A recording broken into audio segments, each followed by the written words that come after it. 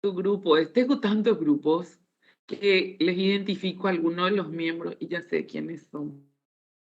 Bueno, seguimos con nuestra clase de la semana pasada, la humanización del espacio. Hay otro personaje que también vamos a tratar sobre él, ¿verdad? Bueno, estábamos con James Jacobs, ¿verdad? James Jacobs. Creo que nos quedamos acá, ¿verdad? En donde yo les mostré en esta ciudad china, donde había problemas de isla de calor, o era antes. Díganme dónde nos quedamos, ¿se acuerdan? Ah, bueno, dale. Bueno, yo les estaba hablando de las decisiones que se toman, ¿verdad? En muchas ciudades, justamente para humanizar los espacios. En este caso, imagínense lo que era, ¿verdad? Esta ciudad sin prácticamente nada de verde a la vista. Bueno, se realiza la intervención, como les dije, se desmonta todo y se rescata el cauce hídrico que estaba entubado, se trabaja con vegetación, justamente la intención es reducir la temperatura de la ciudad. Hay muchos casos como este, ¿verdad? Ustedes saben que cuando vamos a combatir islas de calor, justamente se utilizan como herramientas de enfriamiento verde, agua, materiales que no absorben calor y en este caso también para humanizar el espacio se parquiza no solamente para que contrarreste la isla de calor, sino para generar un espacio verde urbano, un sitio que sirva para que las personas disfruten. Como es angosto, pueden ver, se desarrolló un parque lineal a lo largo del cauce. ¿Verdad? Acá vemos un puentecito que conecta ambas márgenes, pero en realidad se desarrolló un parque lineal. Vemos que está lleno de gente, que queda espectacular, ¿verdad? En el centro mismo de Seúl, esto también, en Corea también hicieron, Seúl que está en Corea, capital de Corea, hicieron también este tipo de intervenciones y copiados, ¿verdad? Muy copiados por otras ciudades. Lo que pasa es que imagínense el costo que implica hacer esto y las comunas tienen que tomar esa decisión. Es un presupuesto muy elevado. Entonces, si vamos a hacer desaparecer una carretera como esta con un viaducto, tenemos que reencauzar el tráfico. O sea, implica todo un estudio de reingeniería de tráfico, porque por algún lado tienen que transitar esos vehículos o de alguna manera se tiene que facilitar el desplazamiento de tráfico de esa ciudad. Bueno, en síntesis, son estos tipos de intervenciones que se realizan para rescatar también espacios públicos, tratamiento de espacio público. Bueno, cuando vamos a tratar un espacio público, por ley, eso está contemplado en el momento de urbanizar un sector que se debe dejar de reserva X superficie de terreno destinado a zona de expansión. Entonces, se tienen que prever esto, a veces para espacio para juegos de niños, etc. Sigamos. A nivel urbano, cuando trabajamos en la ciudad y tenemos que sanar esa ciudad, sanar en el sentido de volverla más amigable, lo ideal es generar más espacios públicos, desarrollar los entornos, mejorar el paisaje urbano, ¿verdad? Transformar el tejido urbano. Bueno, y hay varias maneras de hacerlo, hay varias maneras de trabajar en la ciudad. Por un lado, se puede trabajar con la integración no solo del entorno, sino también, o sea, de todo. La integración que muchas veces no se da en una ciudad. Se nota que la ciudad está muy dispersa en cuanto a sus usos o, qué sé yo, vamos a caminar y tenemos, no, hay zonas que no tienen, por ejemplo, plazas, ni plazoletas, ni nada por el estilo.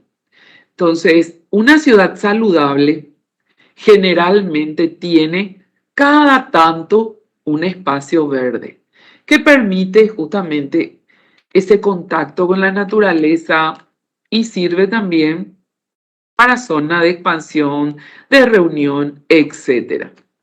Entonces, es muy importante que si ustedes se deciden por intervenir un barrio o un espacio X, dotarlo de verdes, de vegetación, tenemos que lograr que se integre. A veces tiene que haber una continuidad a través, por ejemplo, de arborización, de veredas. Tiene que haber ese contacto con los verdes, con el verde. Puede ser con el paseo central y que vaya y conduzca a una plazoleta. Ese contacto, esa integración debe darse de alguna manera, ¿verdad? Entonces se utiliza, por ejemplo, se utilizan los corredores verdes, como les digo, parquizando zonas, trabajando, dándole tratamiento a ciertos espacios, por ejemplo, para bicisendas o para caminatas, porque recuerden, para humanizar un espacio en la ciudad se debe resguardar al peatón. O sea, la ciudad prácticamente le rinde culto al automóvil, al vehículo. Entonces, si queremos humanizarla, tenemos que darle destaque a espacios que sirvan para que utilice el peatón, el ciudadano. Se tiene que lograr un equilibrio también, ¿verdad?, entre la población y, digamos que, la conexión entre las poblaciones, entre los barrios. Tiene que haber un equilibrio en el sentido de que todos deben tener acceso a este sitio verde, como les digo, y tienen que tener las mismas comodidades.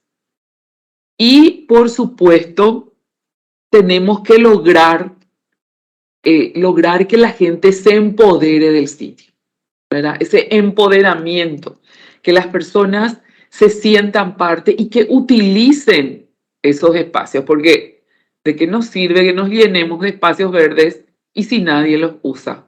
No nos sirve de nada. Entonces tenemos que lograr que eso active a la población. Lograr el efecto dinamizador del sector, que la gente salga, que la gente use, entonces el espacio se va a volver más seguro. ¿Ok? Hay un ejemplo también súper importante en la ciudad de San Francisco. Eh, la ciudad de San Francisco tiene hasta ahora, son tranvías, ¿verdad? Tenían sus paradas. Fíjense, toda esta zona, la foto arriba, sería la antigua bahía de San Francisco, que estaba lleno, estaba aglomerado, saturado. Acá más o menos vemos este edificio que está acá. ¿Qué se hizo? Se intervino este sector, se liberó este edificio, porque es un edificio patrimonial, se generó toda una serie de áreas verdes de manera a que este edificio se destaque, ¿verdad? Se planificó planificaron una serie de intervenciones y lo realizaron revitalizando toda la zona de la bahía de San Francisco. A nivel mundial hay muchos ejemplos. ¿Me traes agua, por favor, a mí? A nivel mundial hay muchísimos ejemplos, ¿verdad?, que vamos a ir viendo.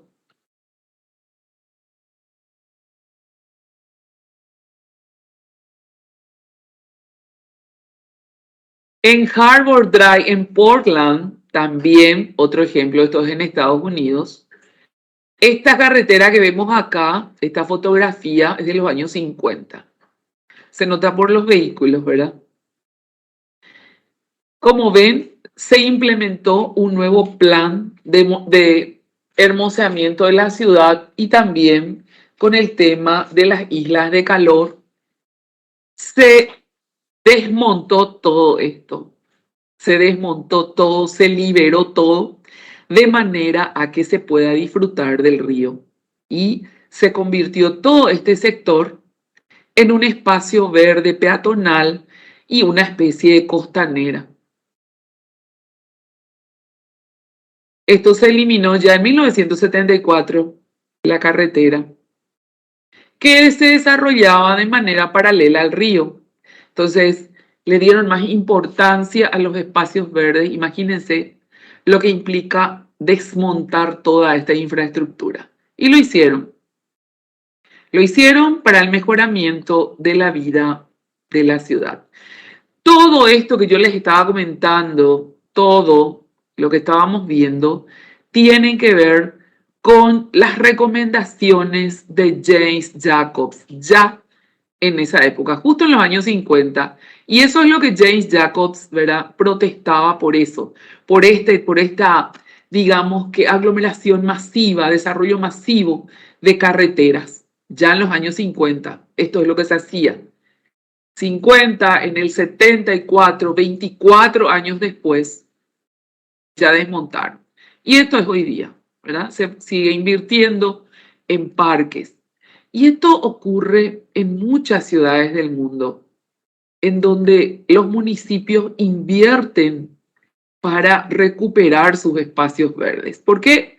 Porque se dan cuenta de que cometieron un error dándole más importancia al automóvil que a las personas. ¿Algún comentario que quieran hacer? ¿Alguno de ustedes vio alguna intervención así de menor escala acá o en otra ciudad? A ver.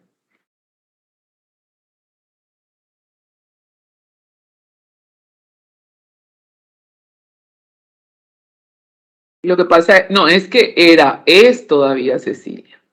Es así. La ciudad de Brasilia es un proyecto de los años 50 también, ¿verdad? Creo que era de los años 50. El problema de Brasilia es que ahí se aplicaron teorías antiguas, las que regían en los años 50, en la época del capitalismo, lo que les estaba comentando, ¿verdad? Yo tenía una amiga, una compañera de facultad brasileña, su papá era militar. Miren, le estoy hablando de 1983. Ninguno de ustedes ni había nacido. Estábamos en el primer año de facultad.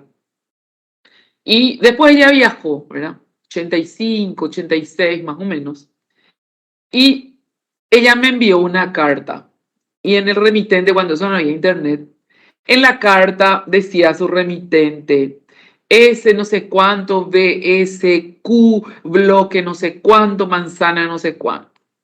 Ahí se manejaban todos por bloques. Y ella decía: es desesperante vivir en Brasilia, porque ella era de Río de Janeiro, y vivir en Río de Janeiro, después se fueron a Manaus, de Manaus se fueron a Brasilia, pues su papá estaba en la misión, la milicia, y ella decía: es horrible porque hablas de una cuadra y son más o menos 400 metros de largo. Eh, todo eran nombres o sea, eran abecedarios, letras. J, Q, bloque A, bloque B, bloque C, departamento A, B, bueno, todo eran letras en esa época ya, ¿verdad? Y nosotros como estudiantes en esa época ya habíamos analizado también que la ciudad de Brasilia no estaba hecha no estaba a escala humana. Esa es la realidad. No estaba a escala humana. Es una ciudad muy linda, es preciosa Brasilia, pero no está a escala humana. Está sobredimensionado. Y así como Brasilia, hay muchísimas ciudades, ¿verdad? Otro comentario, Ceci, ¿qué más viste por ahí? No sé, los demás. Alex, Karina, Cristina.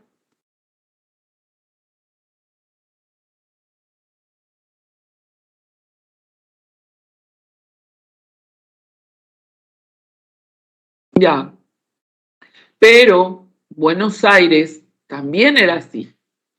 Y yo les comenté que durante el gobierno de Macri, no sé si les comenté, durante el gobierno de Macri se trabajó muchísimo en la humanización del espacio, especialmente, y sí, en Buenos Aires, para la ciudad de Buenos Aires. Creo que les comenté el tema de las bicicletas ahí, muchos proyectos. Cuando yo estuve ahí con el equipo paraguayo, ellos tienen un sistema de control de tráfico espectacular. Nosotros acá en Asunción también tenemos, en la Costanera está el edificio, una central de tráfico que tiene cámaras por toda la ciudad. Entonces uno entra ahí y es una oficina gigantesca llena de monitores, ¿verdad? Ellos tienen monitoreado en Buenos Aires toda la ciudad y enseguida ya están diciendo, bueno, desvío de tráfico, porque allá hay muchas manifestaciones. No pasa un día que no haya manifestaciones. Y siempre en la Plaza de Mayo, en la Plaza de Mayo, ¿verdad? Que es la zona de protesta. Ahí está la catedral, está la plaza, hay unos edificios históricos interesantes y se van con sus cacerolas a gritar, con su megáfono. Pero les cuento, todos los días hay protestas. Entonces hay veces que se juntan tanta gente que bloquean calles. Entonces el tráfico tiene que reencauzarse. Por eso es que toda la ciudad está monitoreada y automáticamente ellos están avisando de que va a haber desvío a tal nivel, ¿verdad? Porque es así. Ellos implementaron con el tema de las bicicletas, con el tema de los gimnasios. Yo no les conté eso a ustedes, ¿acaso? ¿Sí? ¿O le conté a otro grupo?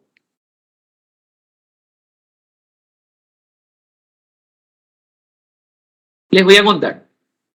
En Buenos Aires, durante el gobierno de Macri, quisieron volver la ciudad más amigable.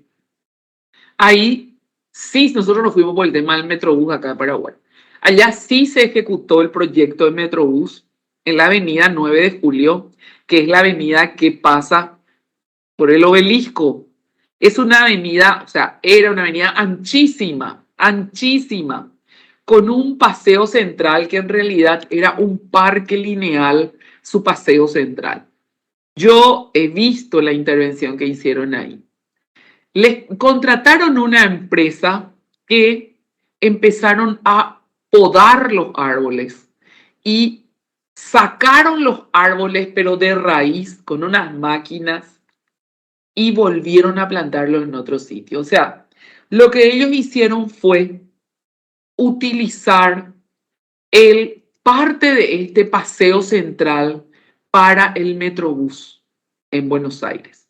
Entonces, se replanteó el trazado y quedó, por supuesto, partido ese parque lineal, destinado una parte al Metrobús, por supuesto, y a los costados se volvió a reparquizar.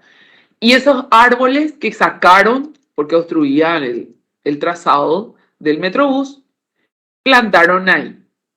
No desperdiciaron nada. Cuando yo me fui en una ocasión, estaban podando los árboles. Después, cuando regresé, ya esos árboles estaban todos plantados y ya funcionaba el Metrobús. Espectacular. Entonces, se hizo eso por un lado. Por otro lado, crearon estaciones, puestos en cada sector de la ciudad en donde se arrendaban las bicicletas que proveía el municipio. Recuerdo bien que eran unas bicicletas de color verde limón, unas bicicletas comunes, unas bicicletas simples. Era para pedalear, algunos tenían la cajita adelante para poner cosas. Entonces, uno se iba al puesto, había así un puesto, parecía un puesto de revista, pero ahí también funcionaba un kiosco, había revistas, golosinas, gaseosas, jugo y esas cosas. Y también se vendían, ¿verdad? Se vendía la tarjeta para utilizar la bicicleta. Entonces, vos te vas, compras una tarjeta y agarras la bicicleta y la bicicleta tenía todo planeado su circuito, ¿verdad? Cada estación tenía su circuito por donde uno tenía que ir, está todo como señalizado, ¿verdad? Entonces, uno iba, por ejemplo, yo me quiero ir a mi trabajo, puedo tomar un bus, me deja ahí el bus, soy de las afueras de la ciudad, tomo el bus, llego a una de las terminales de la bicicleta, muestro mi tarjeta, me dan una bicicleta y me voy a mi trabajo, lo que me resta de recorrido, en bicicleta. Y dejo mi bicicleta en la terminal más próxima a mi trabajo, en una de las estaciones que están más próximas. Y así por toda la ciudad. Algo muy interesante que hicieron, y ustedes dirán, ¿cómo lo andaban? Primero, las bicicletas eran súper simples. Todo Buenos Aires es un llano. Ahí no hay desniveles, todo es llano. Y es súper cómodo. Entonces vos, la bicicleta común, pedaleas sin problema. Y ellos trabajaban, el municipio trabajaba con con una cadena de gimnasios que estaban ahí en la ciudad. Una cadena de gimnasios, había como 30 gimnasios distribuidos por toda la ciudad, cerca de las paradas de las estaciones de bicicleta. Entonces, ese carnet a mí me daba pase para los gimnasios y los gimnasios tenían duchas. Entonces, uno llegaba con su mochila, ¿verdad? Todo sudado del bus, de pedalear, entra al gimnasio, se da una ducha, se cambia y se va a su trabajo. Era el sistema que utilizaban ahí, trabajando con la cadena de gimnasios. Acá quisieron implementar eso. Y recuerdo en las reuniones, ¿verdad? Todo el mundo, ay, sí. Yo me reía cuando escuchaba porque acá es simpático. Nadie te va a andar en una bicicleta Vaira, para comenzar. Todo el mundo quiere que su bicicleta sea de última generación, que tenga cambio, que tenga todos los chiches. Acá no tenemos llano, tenemos una topografía muy accidentada y por supuesto que necesitamos bicicleta con cambio, ¿verdad? Porque para subirte una arribada con una bicicleta común no te va a dar el cuerpo. Entonces, ese era el primer problema. La gente no quiere una bicicleta fea. Segundo, era la topografía. Tercero, el clima, gente. Acá vos andás en bicicleta una cuadra y ya estás empapado, estás roñoso, ¿verdad? Y donde yo me ducho, tendríamos que trabajar también con una cadena de gimnasio. No tenemos esa cadena de gimnasios en Asunción, ¿verdad? Hay unos cuantos gimnasios, porque nosotros somos otra escala de ciudad. Buenos Aires tiene 11 millones de habitantes. Ellos son otra escala de ciudad y tienen muchos gimnasios, mucho de todo, porque son muchos, valga la redundancia. Pero nosotros somos nada más que 500.000 habitantes y no todo el mundo acá se va al gimnasio, ¿verdad? Y nuestras calles tienen pendientes muy pronunciadas. Entonces, todas esas cosas dificultaron este tema.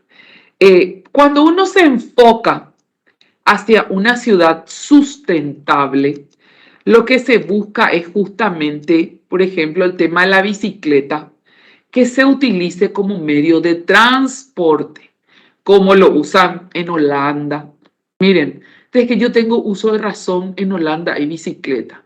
Yo sabía, cuando era criatura, tenía amigos holandeses que venían acá en Paraguay, de acuerdo, en la casa de mis tíos, en casa de mis padres.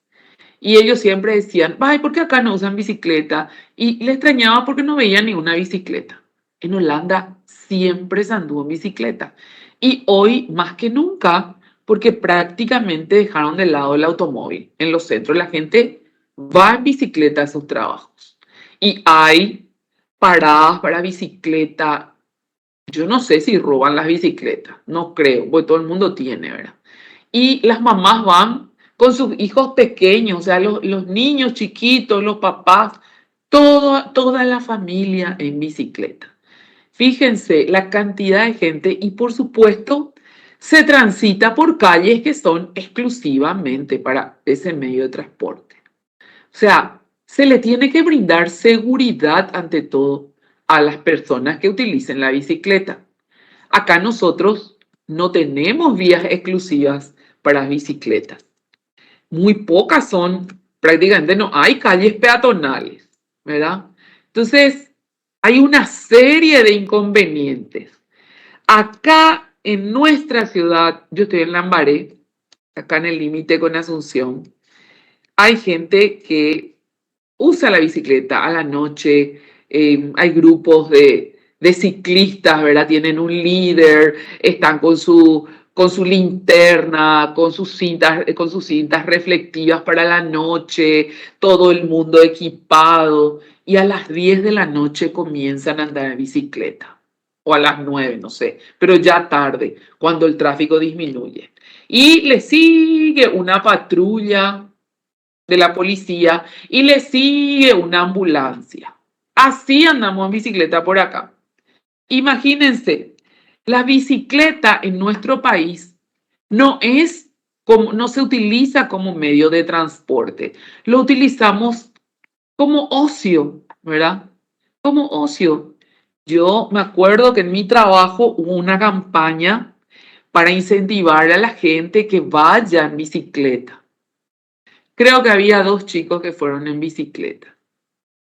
Nadie más. En fin, ¿algún comentario que quieran hacer al respecto?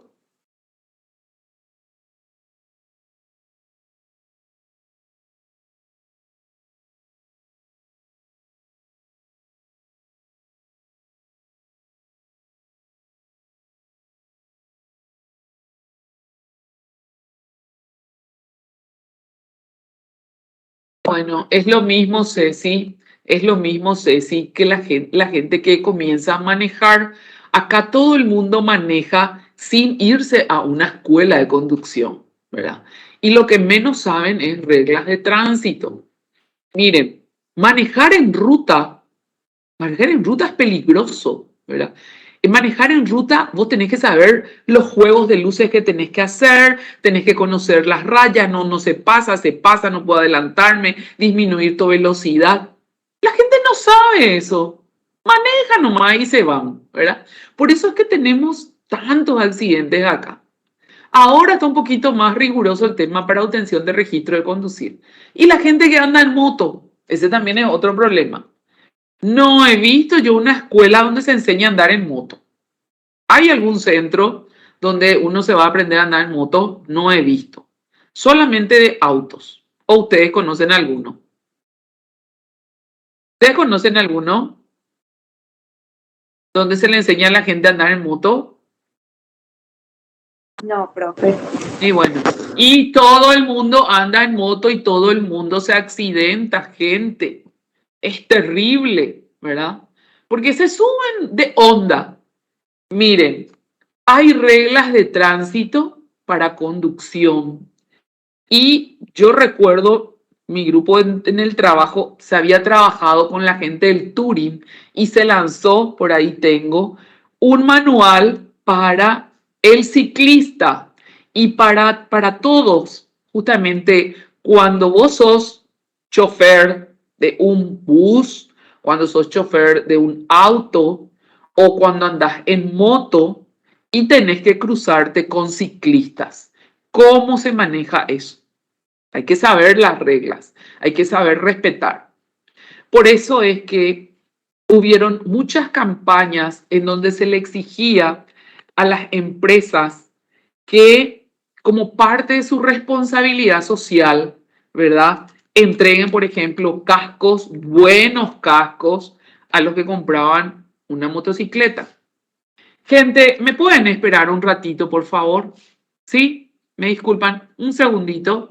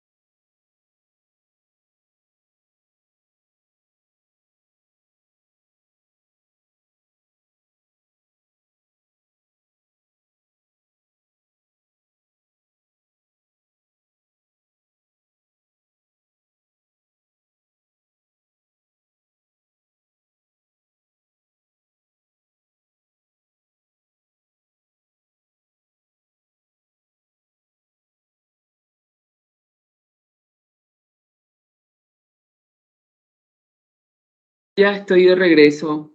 Así es que piensen un poquito este tema de las bicicletas cuando se proponen bicisendas para los proyectos. Lastimosamente acá en nuestro país, hasta ahora la bicicleta no puede ser utilizada como medio de transporte porque no están dadas las condiciones de seguridad para el ciclista. ¿Cuántos accidentes hemos escuchado, gente? Muchísimos, ¿verdad? En donde siempre son víctimas ciclistas.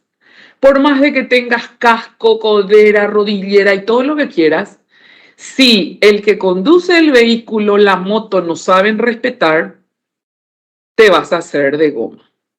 Así es que hay proyectos, les cuento, teníamos proyectos, yo trabajé en la comuna muchos años, ya estoy jubilada, teníamos proyectos, por ejemplo, con un grupo de personas de Trinidad, se llama Amigos de Trinidad, porque Trinidad es un barrio muy pintoresco de Asunción. Lo simpático es que la gente de Trinidad cree que están en otra ciudad.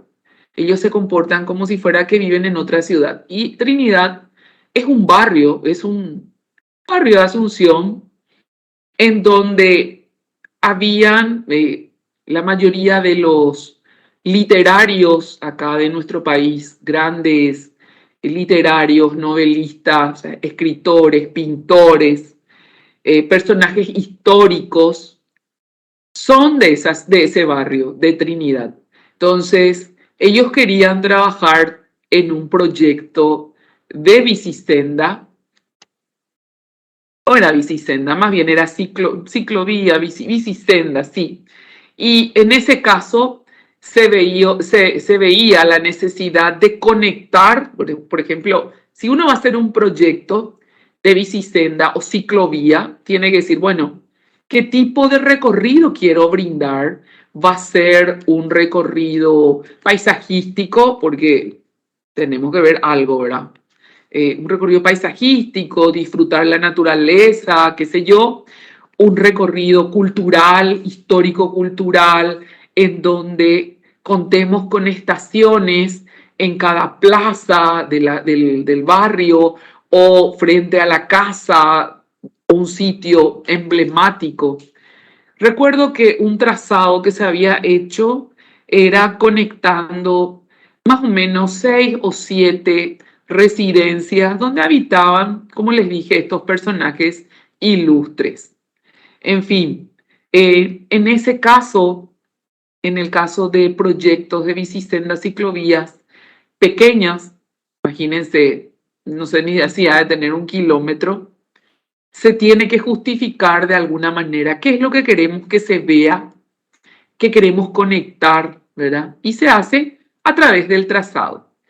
También había un proyecto en Itaputapunta, la zona de Itaputapunta, porque es un peñasco, ¿verdad? Arriba, en donde se puede observar el río Paraguay, entonces iba a ser ahí también un proyecto de bicisenda, pero no puedes decir bicisenda y no tenés desarrollada la vía, no tenés baranda, o sea, necesitamos de cierta infraestructura para brindarle seguridad a ese ciclista.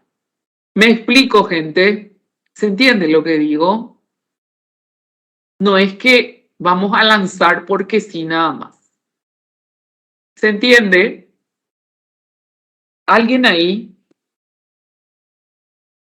Bueno, así es que tengan mucho cuidado con eso, ¿verdad? Bueno, este capítulo ya terminamos. Vamos a otro capítulo. Voy a dejar de compartir esto y voy a comenzar ya con a ver, con otro capítulo. ¿Se ve?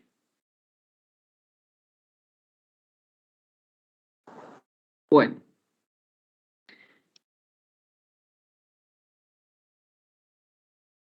ya terminamos el capítulo 1, ahora vamos por el capítulo 2. Vamos a hablar un poco del desarrollo. Estamos hablando de una ciudad, desarrollo sustentable, las patas de la sustentabilidad. ¿Cuáles eran las 3 patas de la sustentabilidad? ¿Se acuerdan?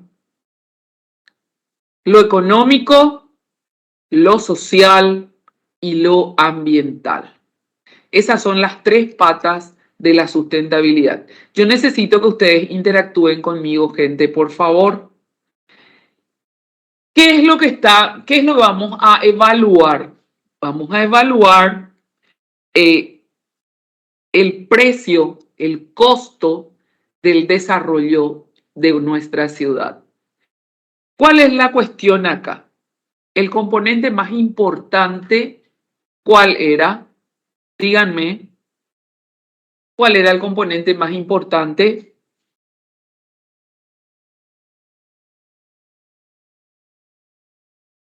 Lo social. Ceci, ¿los demás dónde están? Alex, ¿vos estás? Aleli, ¿estás? Hablen, intervengan, no sean tímidos, por favor. El componente social es fundamental. Esto es desarrollo sustentable. El concepto de la sustentabilidad se sostiene con 3 componentes: ambiental, económico y social. ¿Qué significa eso? Lo social, las personas son lo más importante. Estas personas necesitan subsistir, necesitan dinero, necesitan generar actividades que le reditúen ganancia. Lo económico ahí prima. Y entra lo ambiental y nos preguntamos, ¿a qué costo vamos a ganar ese dinero, porque a la naturaleza se le sacrifica de alguna manera, se altera de alguna manera. ¿Cómo se alteran? Con las actividades humanas. Las actividades humanas generan impactos ambientales. En una ciudad, ¿qué actividades generan impacto ambiental? A ver, díganme, ¿qué les dice la lógica? ¿Qué actividades generarían impacto ambiental? A ver, gente. La movilidad, profe.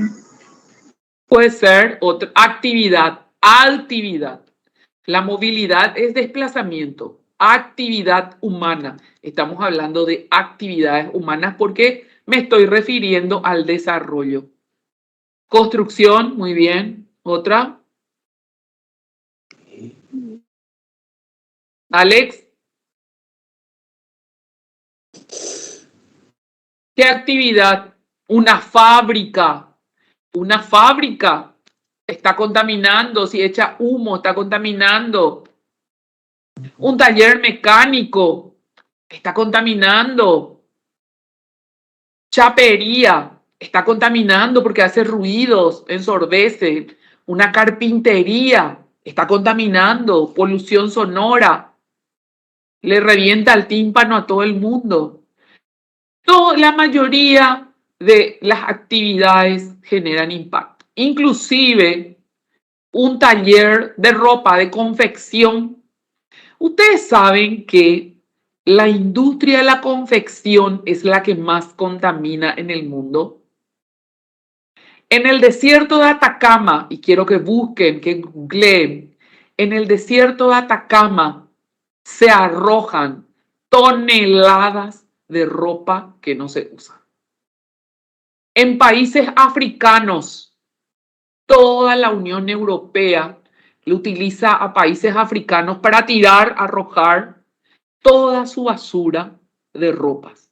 La industria textil es la más contaminante. Busquen, googleen y entérense. Eso es cultura general. Tienen que saberlo. Y ustedes dirán, ¿cómo es posible? Un desfile de moda en París, Londres, Nueva York, ¿verdad? Pasa la temporada y esa ropa ya no tiene valor. Ustedes ven una ropa que sale una fortuna al año siguiente, como ya pasó la temporada, disminuye el costo. Por eso es que la gente que va a Miami o va a Nueva York encuentra ropas de marca, carteras de marca, zapatos de marca, por chauchas y palitos, ¿verdad? Por chauchas y palitos, porque ya no están a la moda. Los pobres compran eso. ¿Se entiende? Y la gente se deshace de eso. Y tanto en Europa como en Estados Unidos sale más barato comprarse ropa que lavar la ropa. Porque nosotros tenemos la suerte de contar con abundante agua. Acá podemos bañarnos todos los días, podemos lavar nuestros cubiertos, limpiar nuestra casa, lavar nuestra ropa. Tenemos pileta, podemos cargar agua en nuestra pileta. Derramamos, lavamos el auto con agua potable, baldeamos con agua potable. Eso hacemos acá. En otros países no es así, ¿verdad? Tenés que usar agua, reutilizar agua para lavar tus utensilios, para bañarte. El agua potable, el agua para beber está aparte. El agua para uso doméstico está aparte, ¿verdad? Y te sale muy caro lavar tu ropa. Entonces mejor cómprate otra. Se desató tu ropa. No, nadie te va a coser esa ropa. Cómprate otra. Solo en los países subdesarrollados como el nuestro, lavamos, cosemos, planchamos. Nadie plancha, gente. Fíjense ustedes, esas planchas a vapor, yo tengo una por ahí, que vos ponés por la percha y bueno, así para las tiendas lo que se plancha. Pero la mayoría de la gente compra ropa que no se arruga. La ropa que no se arruga tiene muchísimo poliéster, plástico. En fin, la industria textil es la más contaminante. Fíjense. Y siguiendo con nuestro tema, las actividades humanas poluyen las ciudades, generan impactos ambientales, contaminan. Y no solo eso, también lo que más contaminan. ¿Conocen esos vaqueros, los vaqueros desteñidos? No sé si hasta ahora están de moda esos vaqueros desteñidos. ¿Se acuerdan de esos jeans desteñidos? Todos tenemos jeans desteñidos, ¿verdad? Bueno, los vaqueros desteñidos son los que más contaminan porque se usan colorantes. Hay un caso, como te dije que yo estaba en el municipio, una fábrica de vaqueros de un coreano, acá cerca de mi casa, que sometía a las telas pues se golpean, se lavan con piedras para desgastar y darle ese efecto de que está medio viejita la tela y todo deshilachado. Con piedras se hace eso, ¿verdad? Y se usa tintes. Por eso los vaqueros son a veces azules, otros son negros, ¿verdad? Se usan tintes y después se destiñen. ¿Y qué haces con el agua que tiene colorante? Este coreano no tenía planta de tratamiento y vertía todos sus desechos en el arroyo Lambaré, que está acá cerca, ¿verdad? Le clausuraron su fábrica, le multaron de todo, porque el tipo contaminaba. Y él decía, yo le doy trabajo a la gente, ¿verdad? Le daba trabajo a la gente, pero ¿a qué precio?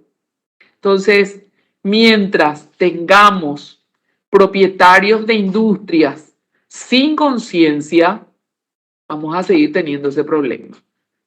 Por suerte hay toda una campaña después de la pandemia que, ¿verdad?, exigen a las industrias que cuenten con plantas de tratamiento de manera a que disminuya la intensidad de la toxina, de los contaminantes, antes de arrojar, por ejemplo, a la cloaca. Porque el agua de la cloaca, todo lo que se junta, va a parar al río.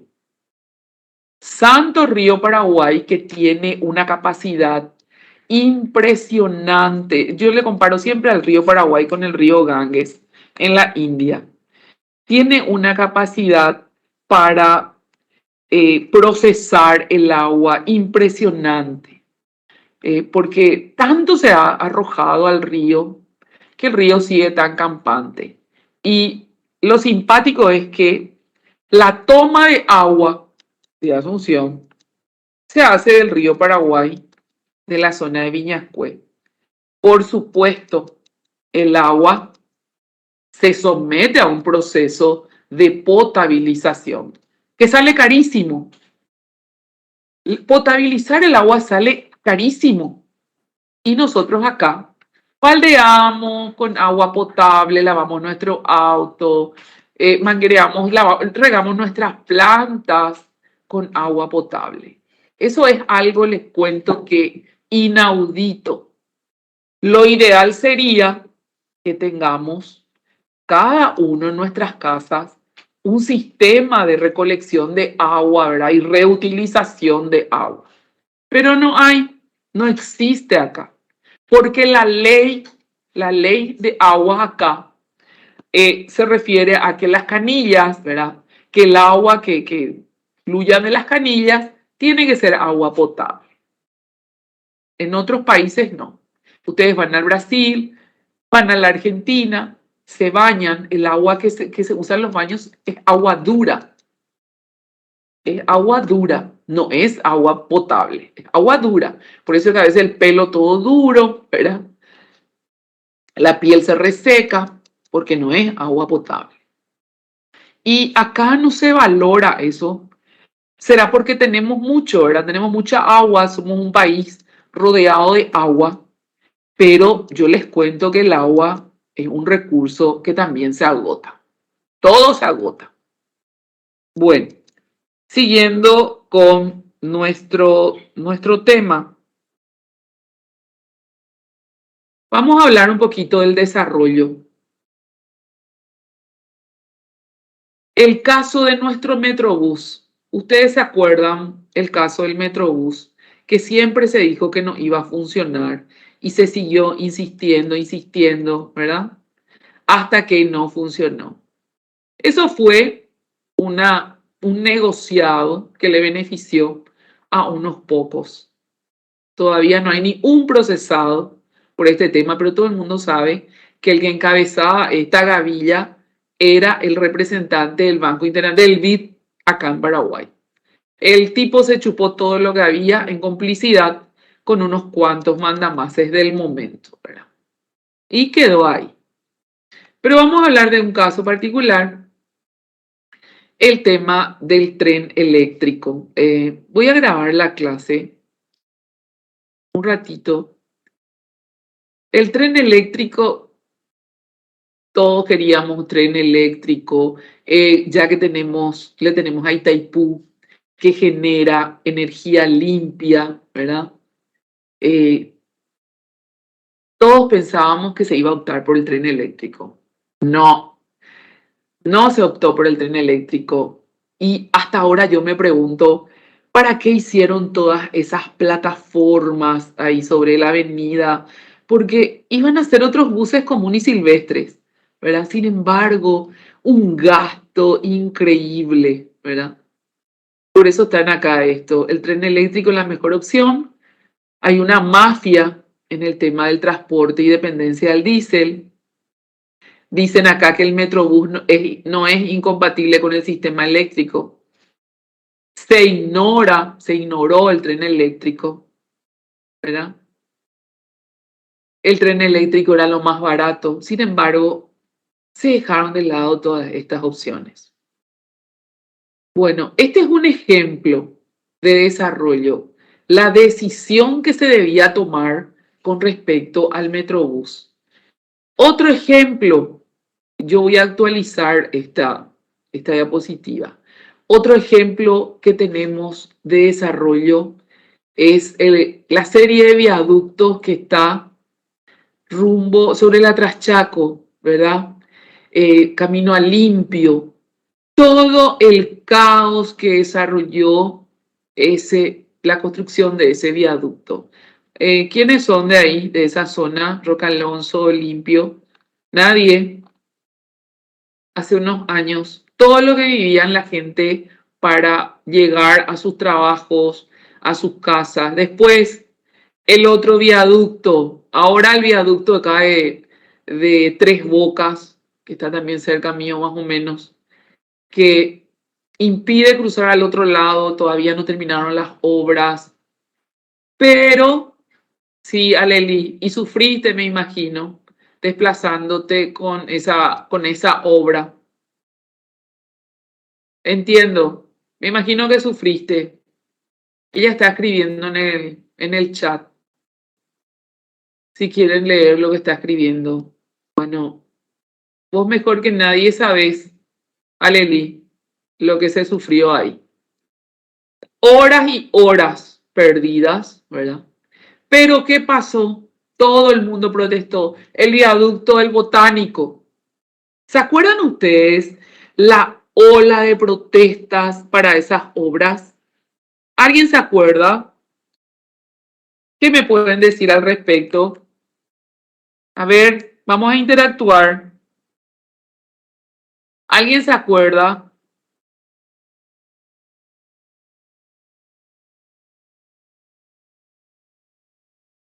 ¿Por qué no le gustaba?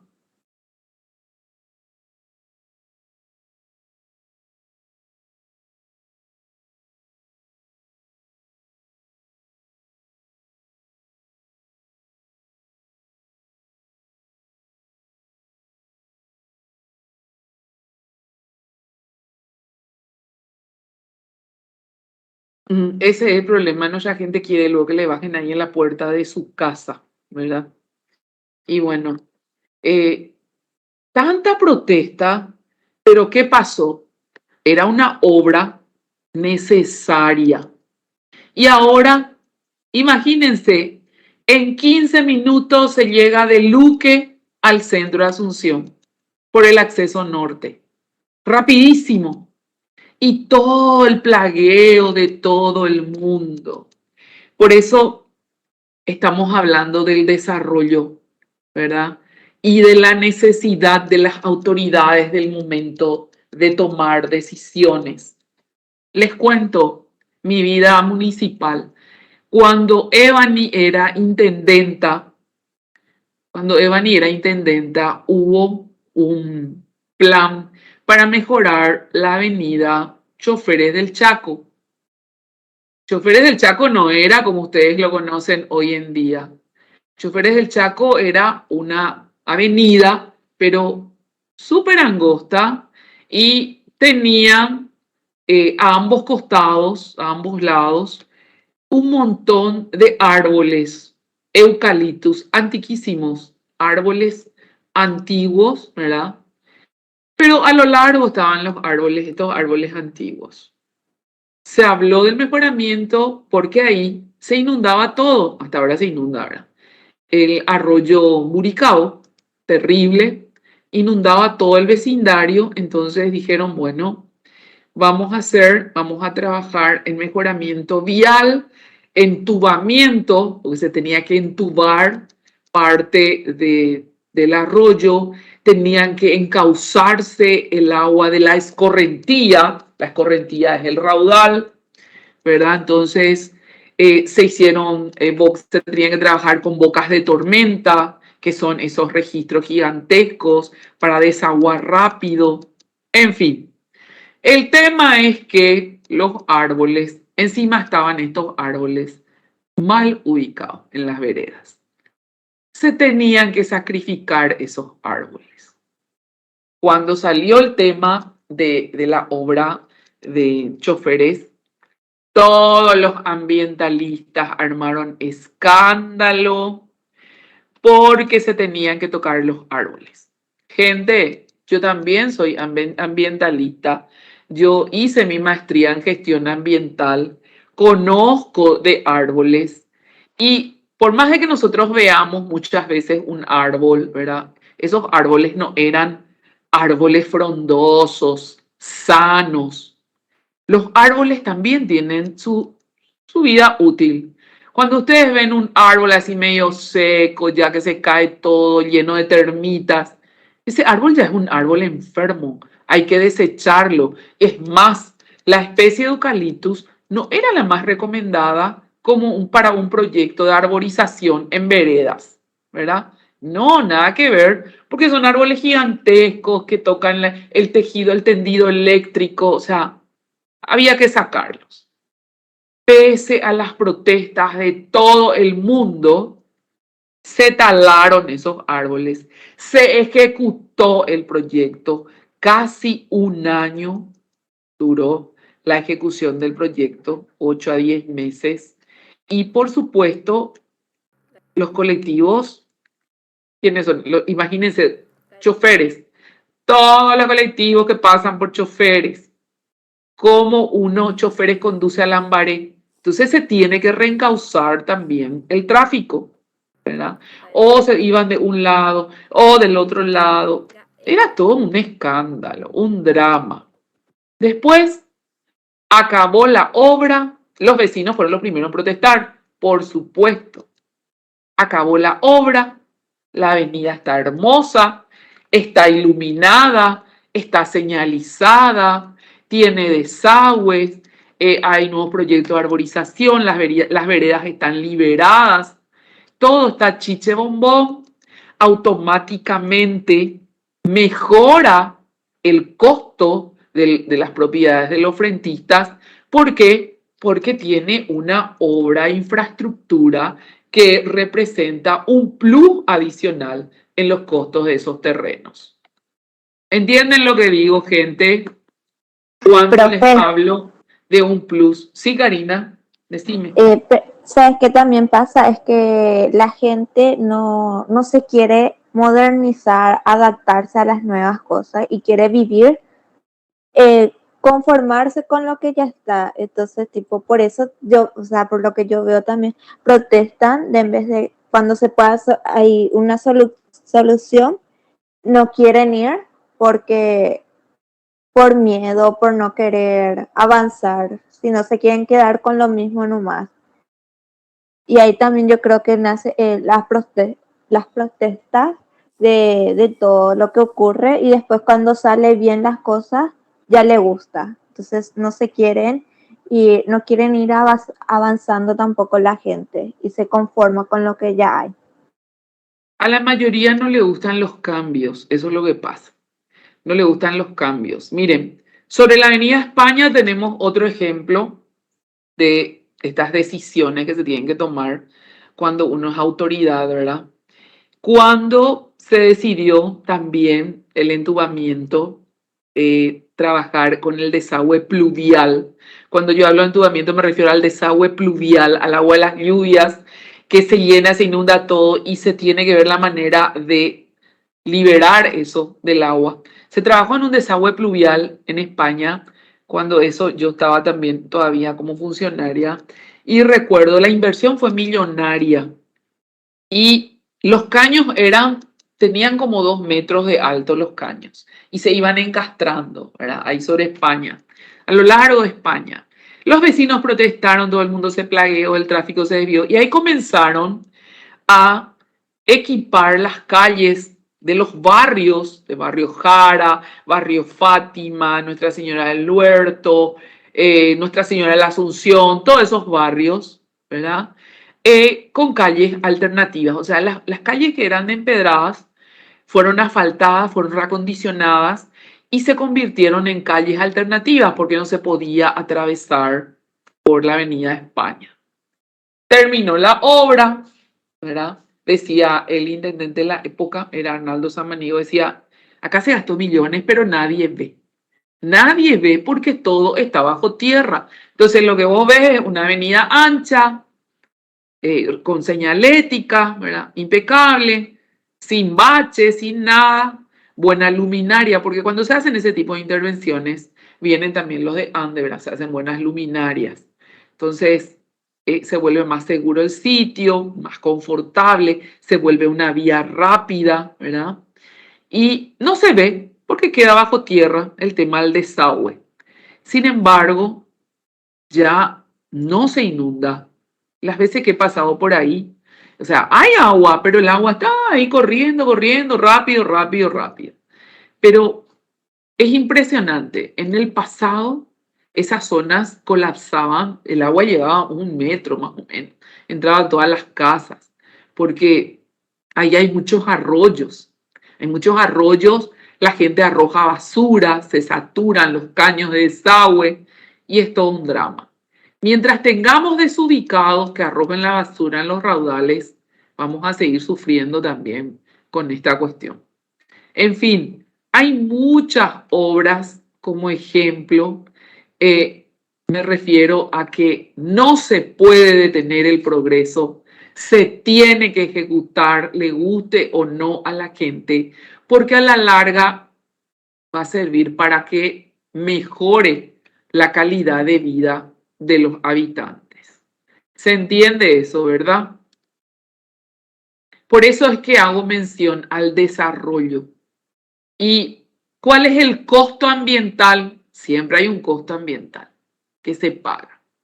No se puede detener el desarrollo porque las personas, el componente social, necesitan generar ingresos para sustentarse. Entonces, cumplimos con el componente económico, con el componente social y el que se sacrifica siempre es el componente ambiental. Bueno, las ciudades prósperas tienen una visión, ¿verdad? Para lograr el desarrollo de una manera ordenada. Fíjense, cuando ustedes vayan a San Paulo o a Buenos Aires, es desesperante cuando se va a cruzar la calle. Porque hay tanta gente. Nosotros acá cruzamos la calle, 2, 3 personas, ¿verdad? No. Ahí o a Nueva York van a cruzar la calle con 100 personas. Y llega un momento, les cuento, a mí me desespera cuando hay mucha gente. No sé ustedes, pero es así que vos te vas de Asunción, tranquilito Asunción. Lo mismo sucede en los aeropuertos. El aeropuerto de Guarulhos, a mí me tocó ver en horario pico, conozco varios aeropuertos, el aeropuerto de Guarulhos en San Pablo y el aeropuerto de Curitiba, un lunes de mañana. Nos fuimos con los alumnos a Curitiba, nos fuimos en avión. Me dijeron los chicos, profe, vamos para Curitiba, vamos en avión. Había una promoción, $120, no sé qué salía, pasaje ida y vuelta a Curitiba. Y por supuesto, tomamos el bus Nuestra Señora de la Asunción. A la noche amanecimos en Foz, desayunamos en la terminal de Foz, tomamos un taxi y nos fuimos al aeropuerto. Al mediodía salía nuestro vuelo a Curitiba, pero los chicos compraron uno que tenía escala en Guarulhos. Bueno, nos fuimos por Guarulhos, por San Pablo, y después llegamos a Curitiba. A la avenida regresamos un lunes. Nuestro vuelo salía, creo que a las 5:30, 6 de la mañana. Teníamos que estar ya en el aeropuerto de Curitiba. Nunca en mi vida he visto tanta gente en un aeropuerto como ese día. Todos brasileños, por supuesto, todos ejecutivos, hombres y mujeres así, de traje, con su maletín ejecutivo, todo fashion, esperando el vuelo de las 6 de la mañana. Viajaron con nosotros a San Pablo. Y después nosotros vinimos, nos tomó una tormenta, nos quedamos como 3 horas. Después tomamos un vuelo que nos retornó a Asunción. Pero les digo, nosotros estábamos así, asustados por la cantidad de gente. Era demasiada gente, porque San Pablo, como les dije, es otra escala de ciudad. Ellos tienen 20 millones de habitantes en su área metropolitana. Nosotros en nuestra área metropolitana tenemos 2 millones nomás.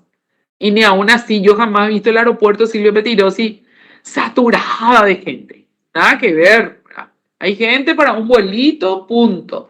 No, esto era una cosa, gente, de locos, de locos. El aeropuerto de Curitiba, también muchísima gente. Y el aeropuerto de San Pablo son así, esos aeropuertos que te desesperan porque ellos hacen muchos vuelos internos, ¿verdad?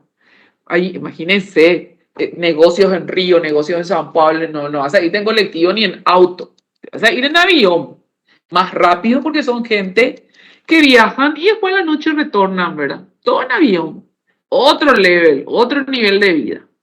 Y nosotros ahí espantados de la cantidad de gente que había y la cantidad de vuelos, ¿verdad? Igual que otro aeropuerto muy grande que asusta es el de Panamá, porque la cantidad de aviones es desesperante, ¿verdad? Nosotros no estamos acostumbrados, el aeropuerto de Los Ángeles, nosotros no estamos acostumbrados a esa cantidad de gente, ¿verdad?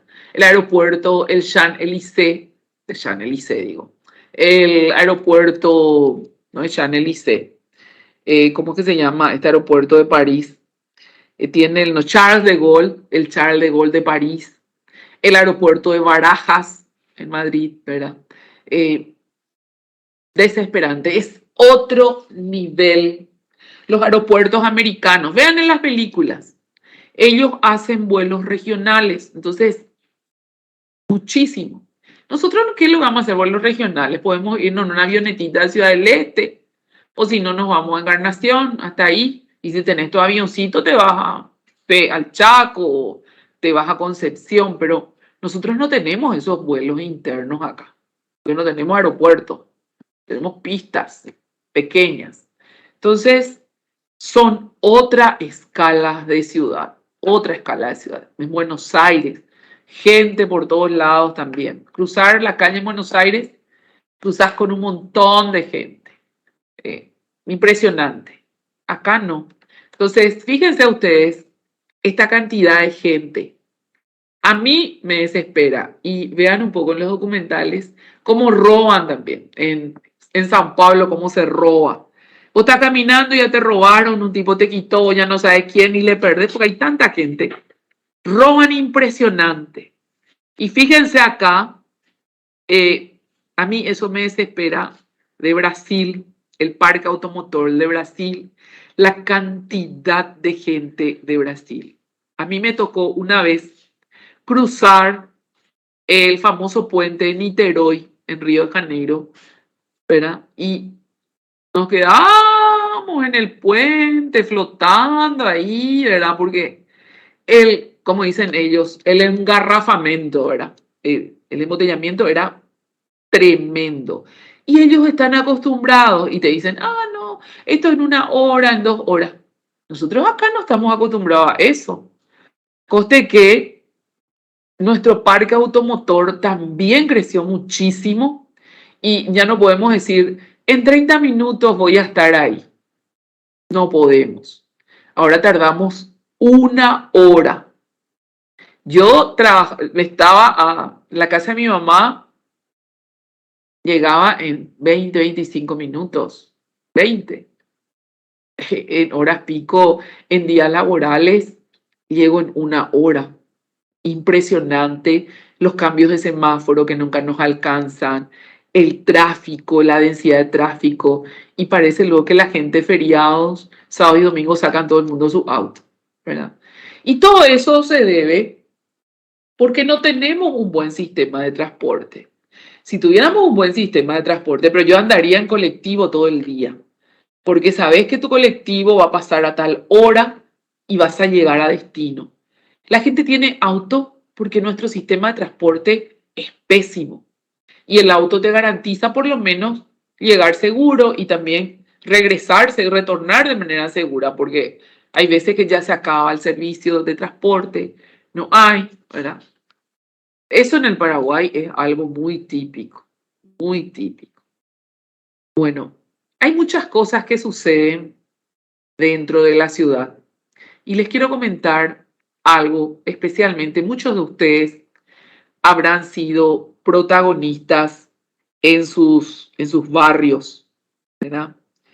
De cómo evolucionó el barrio, qué pasó con nuestros vecinos, cómo era mi barrio cuando yo era criatura y cuando estaba empedrada mi calle. Resulta que después pasó el asfalto, se llenó de autos, bocinas, ruidos. Ya nadie podía tener sus mascotas porque le pasaban encima a los gatos, a los perros, de todo. Supongo que ustedes también vivieron esa experiencia. ¿Es así o no? Hola, ¿alguien ahí?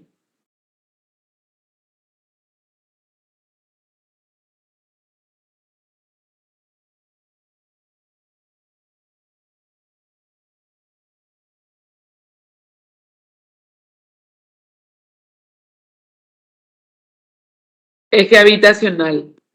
Sí, entiendo. Y vamos a ver por qué se da eso. Vamos a ver por qué se da eso. Fíjense, yo les dije que no se puede detener el desarrollo. El sistema urbano debe adaptarse a las condiciones actuales y a las necesidades sociales. Hay gente que se molesta porque pasó el asfalto frente a su casa. Ya te dice, hay mucho ruido. Antes yo tenía paz. ¿Qué pasa? Cuando las necesidades sociales comienzan a ser satisfechas, es cuando muchos no logran adaptarse. Por ejemplo, cuando yo era criatura, les hablo de mi infancia, yo vivía en Barrio Jara cuando era criatura.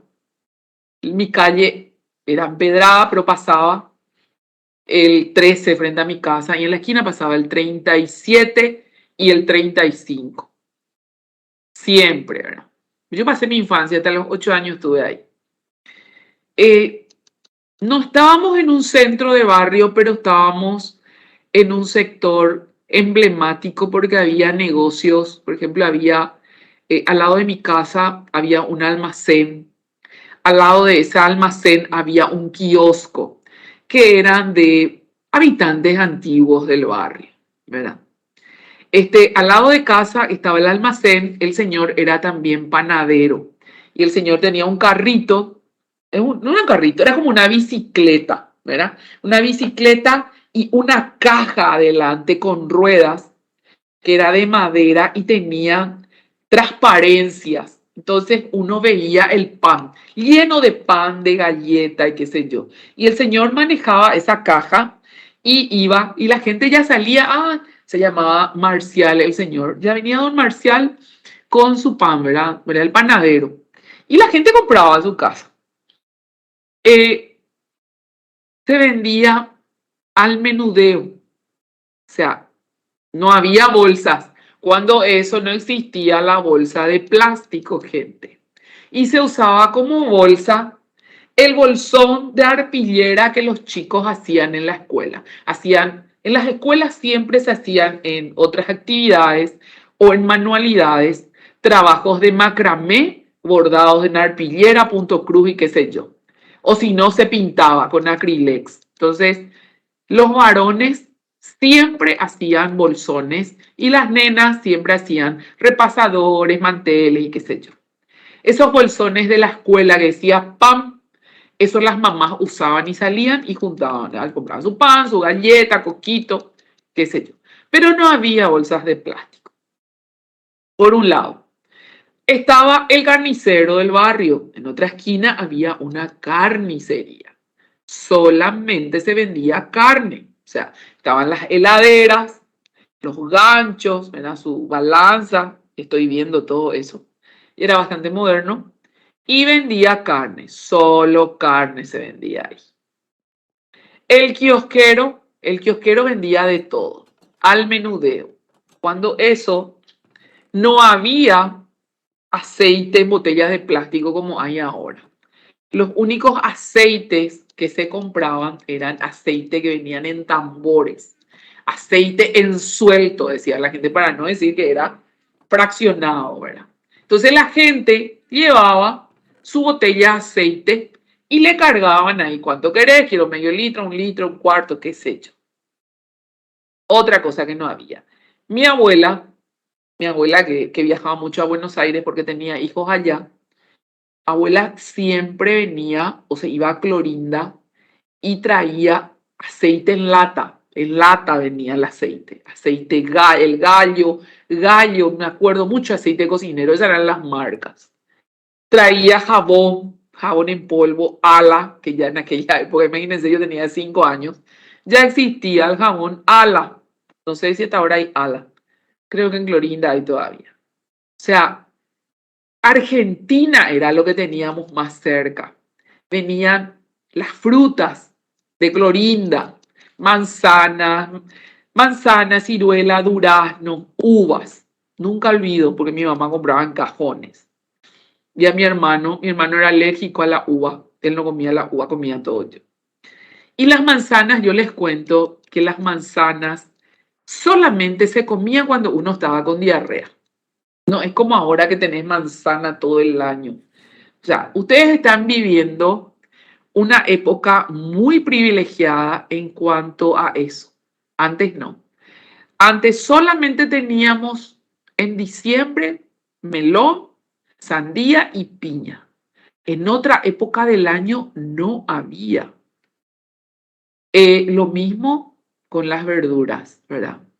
Gracias a la migración japonesa en Colonia Independencia, esta gente trabajó y empezó a producir y tenemos todo el año estas frutas. Siempre de la Argentina, porque acá el clima no es tan favorable, ¿verdad? La mayoría del durazno producen durazno, pero no es más chiquito. El durazno de Río Negro, la provincia de Argentina, es otra cosa. Entonces, nosotros tuvimos la suerte siempre de estar en la frontera con Clorinda. Yo tenía a mis primos en Formosa, que está un poco más allá, y ellos se morían por ver la tele porque allá no había canal de televisión. Canal 11 de Formosa ya no es tan viejo, pero antes ellos venían y lo único que querían era ver la tele, mis primos, Canal 9.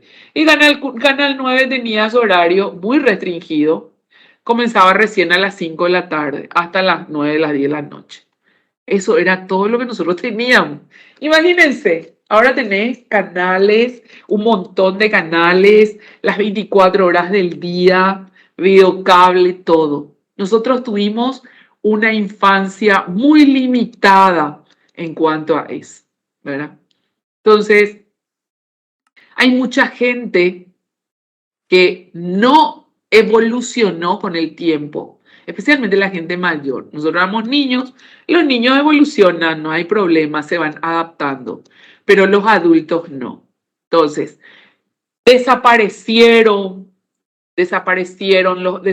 carnicero, desaparecieron los almacencitos, cuando aparece también la migración coreana. Primero tuvieron los japoneses, aparecieron los coreanos y los coreanos trajeron otro tipo de negocio. Ellos ya dentro de sus despensas, primero que la iluminación era un espectáculo. Bien iluminado el salón, el coreano no dormía la siesta, no se cierra de siesta el negocio. Ellos tenían carne, ellos tenían pan, ellos tenían verduras, ellos tenían fruta, ellos ya tenían todo. No hacía falta que uno se vaya al carnicero, que se vaya a la panadería, no. Digamos que las despensas coreanas eran los antecesores de los mini market, una cosa así. Era una especie de mini market. Había de todo un poco.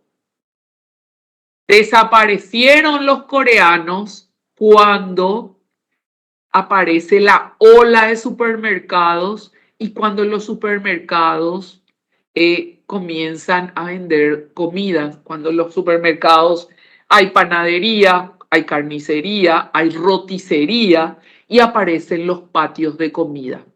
Murieron los barcitos de los barrios. ¿Por qué? ¿Para qué si en los supermercados ya tengo todo? ¿Verdad? Aparece el uso de la tarjeta, del plástico, de la tarjeta de crédito. Entonces, ya nadie usa efectivo, es más seguro. En fin, esos son los cambios que se fueron dando. Entonces, la fisonomía de los barrios también cambiaron. Desaparecieron esos negocios. ¿Para qué querés? Ya no necesitan, ¿verdad? Ya tenés en un sitio todo. Y es más, los supermercados también implementaron islas dentro, ¿verdad? Entonces vos encontrás ahí un local que vende billutería, encontrás una joyería, encontrás una perfumería, bocas de cobranza, te vas a pagar tu luz, tu agua, tu teléfono ahí. Esto es antes de que se pague todo por internet. La gente se iba ahí. Acá hasta ahora hay bocas de cobranza, ¿verdad? Porque hay cosas que se pagan ahí. Entonces, cambia la fisonomía del barrio, se va dando esta transformación urbana y hay gente que no se adapta. Suben los impuestos, por supuesto, ya tenés asfalto, tenés agua, tenés luz, aparecen ya otros servicios, aparece el videocable, apareció el internet, todo esto, la gente le teme, se disparan los impuestos, entonces, ¿qué hacen? Comienzan a vender sus propiedades. Comienzan a vender porque se dan cuenta de que ya no pueden comprar en el coreano, tienen que irse a los supermercados tienen precios más caros, entonces se van a los mercados, no tenés vehículo, irte al mercado te sale muy caro, desplazarte. Entonces dicen, bueno, yo acá voy a pagar un dineral, tengo que arreglar mi casa y lo único de valor que tengo es mi casa.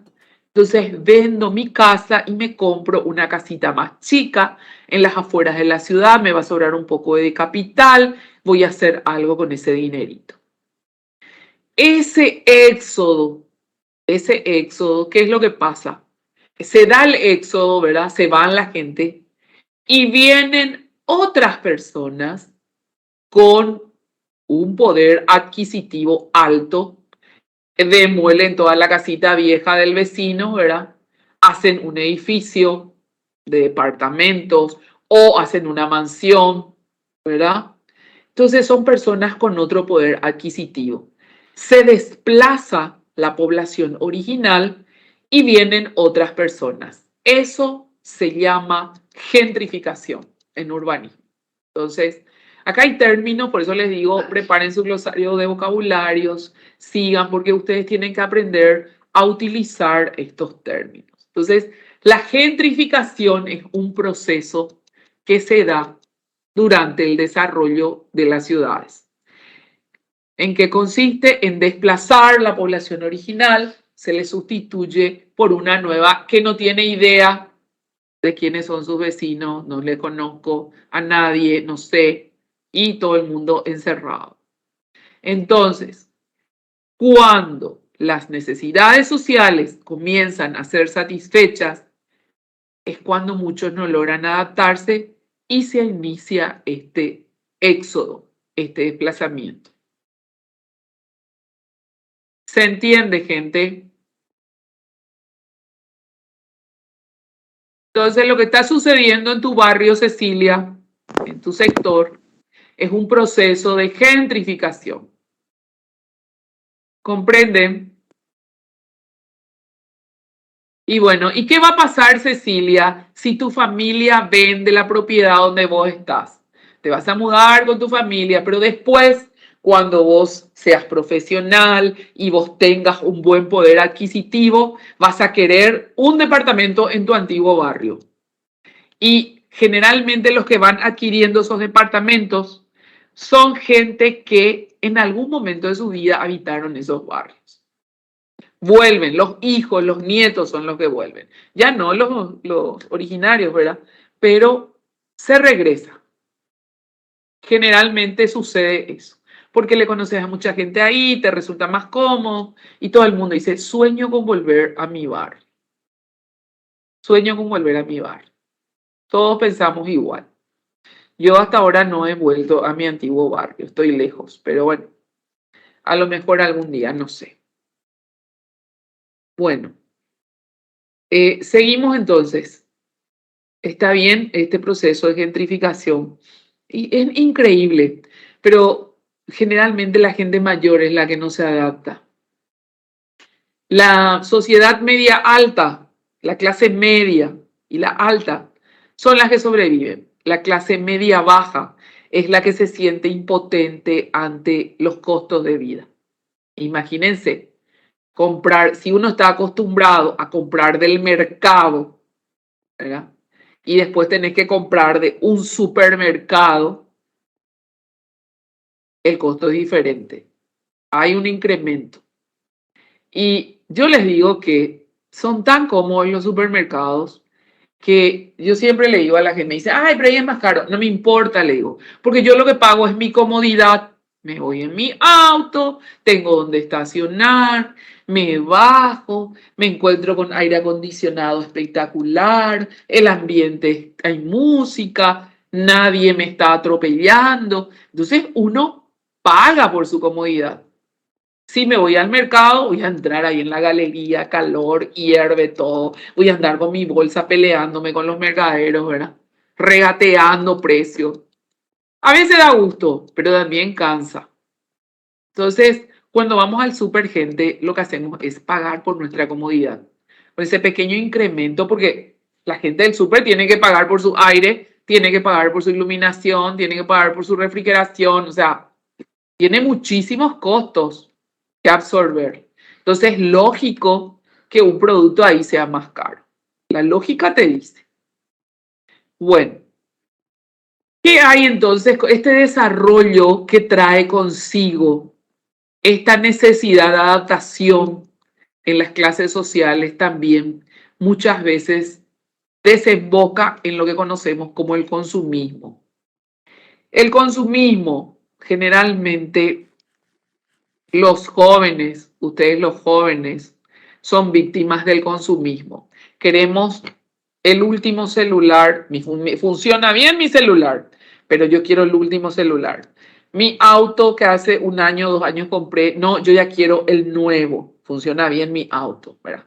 Ese vaquero, ese jean que salió, hay un jean que sale 100, no, yo quiero el que sale 500.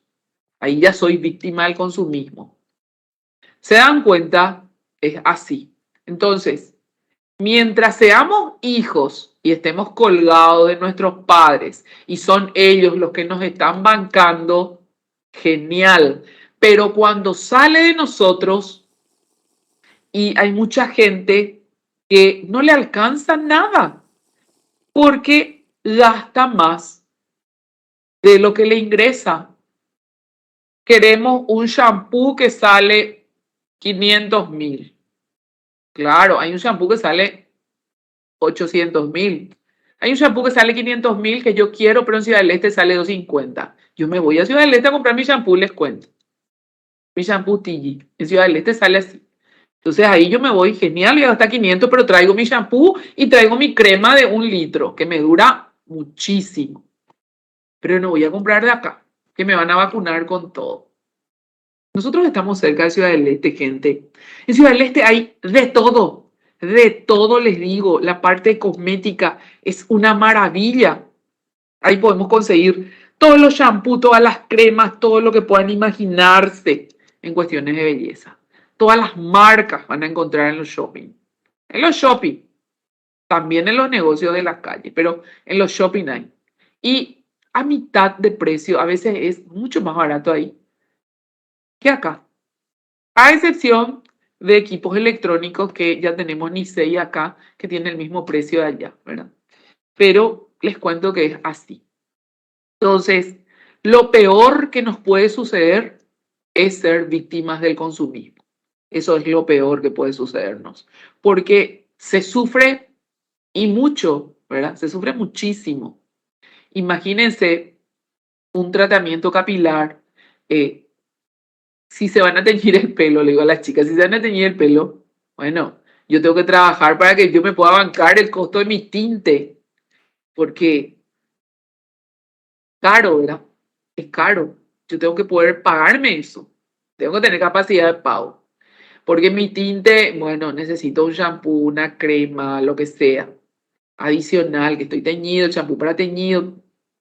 Las mujeres tenemos muchísimos gastos y fácilmente somos víctimas del consumismo. Por eso es importante hacer de todo, saber de costura, saber transformar. O sea, a mí me encanta esa vida, ¿verdad? Porque con una ropa nosotros podemos hacer la diferencia, le adicionamos algo, le quitamos algo. Lo mismo para la comida, la cocina, ¿verdad? La economía de un hogar radica en la cocina. Entonces, si yo soy una persona que sabe cocinar, voy a saber elegir los productos, voy a saber comprar los productos del mercado, del supermercado, de las ferias, donde sea. Cocino bien grande, transformo, congelo y vivo, me alcanza. Las personas que no saben cocinar gastan una fortuna en comida, una fortuna. Y es una pena, tanto hombres como mujeres, tenemos que saber cocinar. En TikTok, en Instagram te salen recetitas. Bueno, yo les cuento que cuando uno viaja y está pendiente de un presupuesto, más que nunca tiene que saber economizar. Y si yo sé cocinar, economizo espectacular. Mi hija está de viaje, hace 4 meses que está de viaje. Y está lejísimo, ¿verdad? Y ella sabe cocinar. Y me dice, acá todo el mundo está colgado de mí, porque estar lejos de tu casa y muchas veces no encontrás los ingredientes que en tu país se usa, ¿verdad? Y me dice, por fin comimos un sollo. Hice un sollo para todo el mundo. Hacen tipo ollas populares entre los estudiantes porque si no va a salir una fortuna. Y para ellos es lo máximo comer un guiso, comer un sollo, porque están lejos y no hay, ¿verdad? Se pasan comiendo comida comprada y no es lo mismo. Entonces cuando uno sale, también valora lo que tiene en su casa, ¿verdad? Mi hija regresa fines de los primeros días de abril. Ella me dijo, lo primero que voy a hacer, voy a comer un lomito, voy a comer un pancho, voy a comer esto y lo otro. Porque donde ella está, no hay. Solamente acá en Paraguay tenemos eso de que nos vamos y encontramos un panchero, un lomitero y estamos comiendo a las 2, a las 3 de la mañana por ahí. Crucemos la frontera nomás y ya no hay. Imagínense lejos. Entonces, valoremos un poquito lo que tenemos y aprendamos a economizar, porque va a mejorar nuestra vida. Y el hábito del ahorro, eso también es algo que muy poca gente tiene. La gente que sabe ahorrar, a esas personas jamás le va a faltar nada. Nunca. Nunca. Así es que mujeres, cabezas de hogar, hombres que vivan solos con más razón. Y cuando uno tiene hijos, eso se complica. Así es que más vale que aprendan a subsistir, gente. Bueno, siguiendo con nuestro tema. Entonces, se cae en el consumismo y eso es terrible, terrible. Somos víctimas y eso nos puede llevar a un colapso económico, ¿verdad? Lo importante es no caer en estos engaños. Y ustedes saben toda la estrategia de marketing que hay y que se aplica para que de algún lado podamos captar eso y puedan lavarnos el cerebro y ser víctimas de ese consumismo, ¿verdad? Es impresionante. Ahora, si ustedes saben canalizar eso, les va a ir súper bien. Bueno, otra cuestión también es que el cambio climático, ¿verdad? El cambio climático es otro componente en la transformación que se va dando porque alteramos nuestro medio ambiente. Ustedes saben que había un calendario de Moisés Bertoni, un calendario de lluvias que era muy utilizado acá. Con esta cuestión del cambio climático, ya ese calendario se volvió obsoleto porque el clima cambió totalmente su comportamiento. ¿Y qué es lo que pasa? A veces decimos, ¿por qué es lo que nos inundamos todos? Antes no nos inundábamos. Claro, antes no nos inundábamos porque teníamos empedrados. El empedrado permitía que el agua de las lluvias sea absorbido por la tierra. La gente tenía jardines. Los jardines absorbían el agua de la lluvia.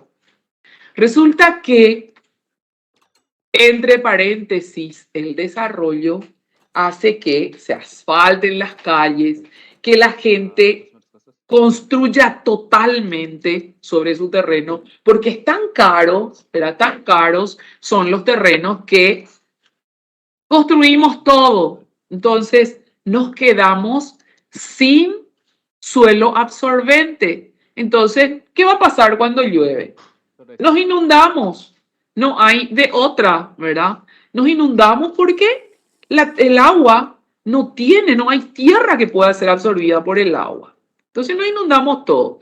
Y eso se llama escorrentía, el famoso raudal. Aparecen los raudales.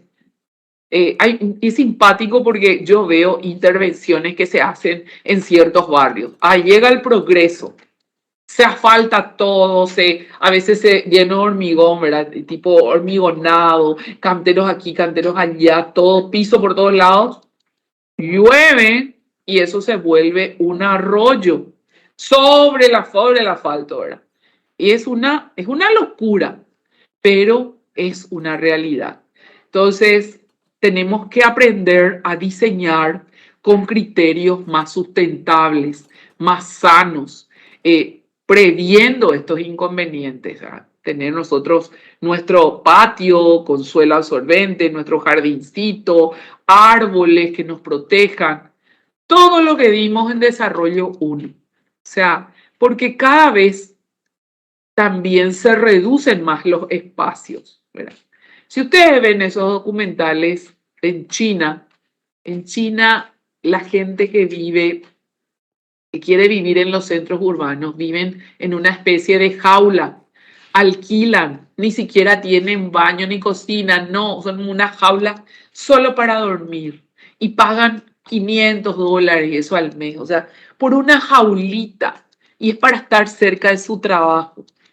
Nosotros pero tenemos la suerte del mundo de vivir en este sector del planeta en donde ese tipo de inconvenientes no tenemos.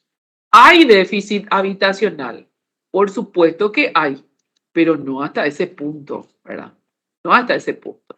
Entonces, lo que sí que tenemos que aprender es a comportarnos, a gestionar la energía, a saber utilizar la energía, aprovechar la energía que nos brinda la naturaleza, ser responsables si somos propietarios de industrias o hablarle a la gente que tiene que tener planta de tratamiento, que tiene que evitar la contaminación etcétera. Bueno, gente, yo tengo otra clase en 20 minutos. Así es que hasta aquí mi clase de hoy. ¿Alguna pregunta? Voy a bajar la lista.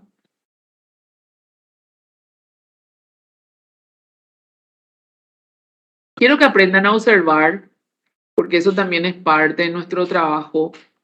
Piensen en su barrio de infancia, en cuáles fueron las transformaciones que se dieron en ese sector de su barrio. Cambia el perfil urbano, el paisaje urbano, cambió la infraestructura, cambiaron los vecinos, cambió todo. ¿Fue para bien? ¿Fue para mal? ¿Valió la pena? ¿Cuál es el costo del desarrollo para ese barrio? ¿Ok? Piensen un poquito en eso y vamos a comentar en la próxima clase. Gracias por su atención. Nos vemos, chicos. Chao, chao. Chao, profe. Espero que los demás hablen un poquito porque están muy